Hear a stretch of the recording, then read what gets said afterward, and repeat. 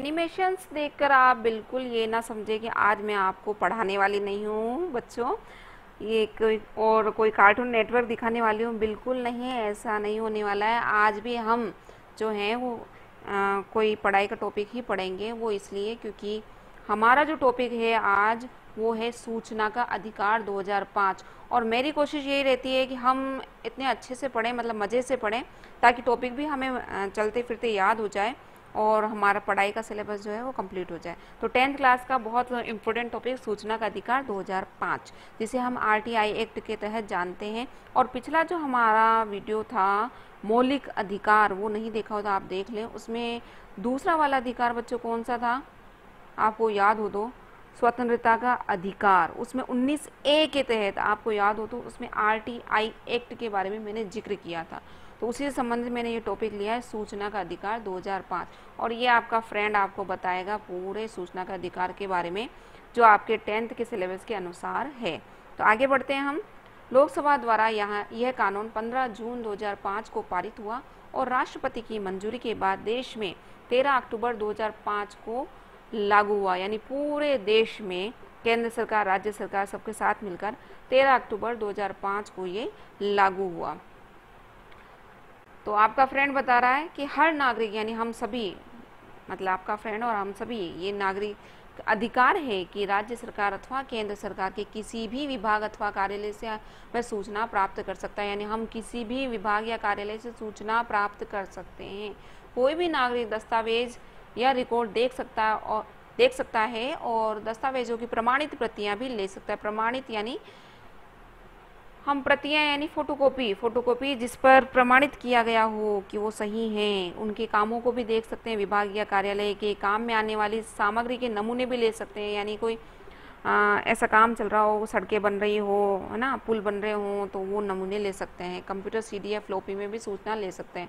यानी डिजिटली हम सूचना ले सकते हैं। आजकल तो डिजिटली ही चलता है, ये कुछ पहले वाली बातें हैं, इसलिए सीडी फ्लॉपी की बात हुई है यहाँ पर।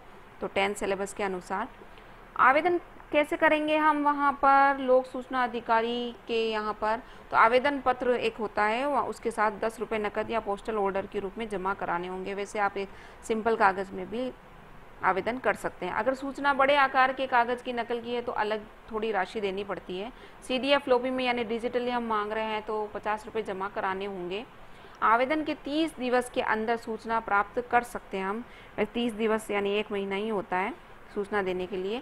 व्यक्ति के जीवन या स्वतंत्रता के बारे में 48 घंटे में सूचना प्राप्त कर सकते हैं। यानी व्यक्ति का जीवन जो है, जानते हैं हम, बहुत इम्पोर्टेंट होता है। तो स्वतंत्रता जो है, इन दोनों ही विषय पर 48 घंटे में सूचना देनी होती है। सहायक सूचना अधिकारी जो है वो 35 दिन में सूचना मंगवा कर देगा। यानी सूचना अधिकारी 30 दिवस में देता है और अगर वो काम नहीं हो तो सहायक सूचना अधिकारी जो है वो 35 दिन में सूचना मंगवा कर देता है। समय अवधि के अंदर सूचना न मिलने पर, समय अवधि कितनी, बिल्कुल सही, 30 दिवस।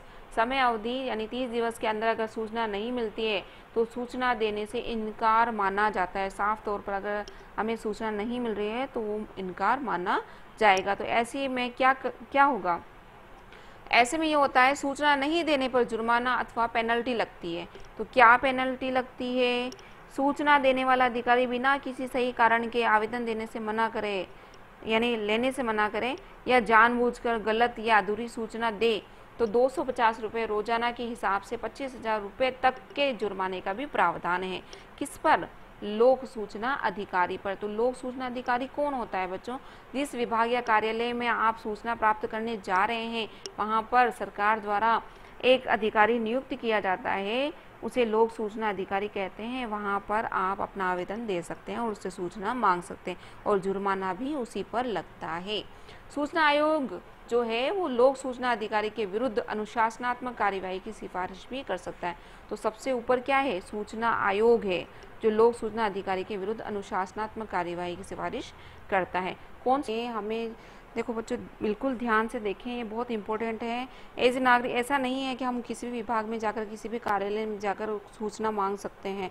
राज्य की और देश की सुरक्षा से संबंधित सूचनाएं हम नहीं मांग सकते हैं। राज्य की सुरक्षा संबंधित सूचना, सुरक्षा रणनीति, विज्ञान और आर्थिक मामलों की गोपनीय जानकारी हम नहीं मांग सकते हैं। विदेशों से प्राप्त गोपनीय सूचनाएं जो है वो हम नहीं मांग सकते, और जिससे न्यायालय, संसद या विधानसभा के अधिकारों का हनन हो तो वो सूचनाएं भी हम नहीं मांग सकते। गुप्तचर ब्यूरो, सीमा सुरक्षा बल, अपराध या जिससे सुरक्षा को खतरा हो, यानी राज्य या देश की सुरक्षा को अगर खतरा हो तो ऐसी सूचनाएं हम नहीं मांग सकते। ये बहुत इंपॉर्टेंट पॉइंट है, इसे बिल्कुल याद कर लीजिए आप। तो एज ए मतलब नागरिक होने के नाते हमें ये पता होना चाहिए कि हमें कौन सी सूचनाएं नहीं मांगनी चाहिए और नहीं मांग सकते हम। अपील का अधिकार, अपील का मतलब आप जानते हैं कि जिस व्यक्ति को, यानी लोक सूचना अधिकारी से हमने सूचना मांगी है तो 30 दिन के अंदर अगर वो सूचना हमें नहीं देता है तो उसके जो उच्च अधिकारी है उसके समक्ष हम प्रथम अपील की जा सकती है, और 30 दिन के अंदर अगर उस अपील में भी कार्यवाही नहीं होती, यानी सुनवाई नहीं होने पर दूसरी अपील जो है वो हम राज्य सूचना आयोग को करनी होती है। तो ये हमारे अपील का अधिकार है, हम लास्ट तक अपील का अधिकार कर सकते हैं। और आरटीआई के तहत, यानी जो सूचनाएं मैंने आपसे कही है कि सुरक्षा से संबंधित सूचनाओं के अतिरिक्त हम सारी सूचनाएं जो हैं मांग सकते हैं, वो हमारा एक मौलिक अधिकार है 19A के तहत। उम्मीद है आपको ये वीडियो पसंद आया होगा और मज़े मज़े में आपका टॉपिक भी कंप्लीट हो गया होगा। बहुत बहुत धन्यवाद बच्चों, और आपको पसंद आया हो तो लाइक शेयर सब्सक्राइब करें। थैंक यू सो मच बच्चों।